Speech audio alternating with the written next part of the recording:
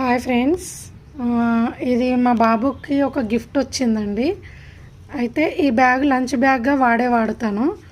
అయితే నాకు ఇలాంటిదే మళ్ళీ కావాలని చెప్పేసి అడిగాడు జూట్లో. సో తనకి నచ్చే విధంగా నేను ఇది సేమ్ అదే విధంగా నేను స్టిచ్ చేసి ఇచ్చాను.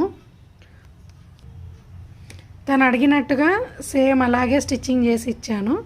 ఒకసారి దాని లోపల కూడా మీకు చూపిస్తాడు. హర్షాద్ ఓపెన్ చేయి. దాంట్లో చూడండి, మనకి ఈ లంచ్ బాక్స్ పడుతుంది, అలాగే వాటర్ బాటిల్ కూడా పడుతుంది.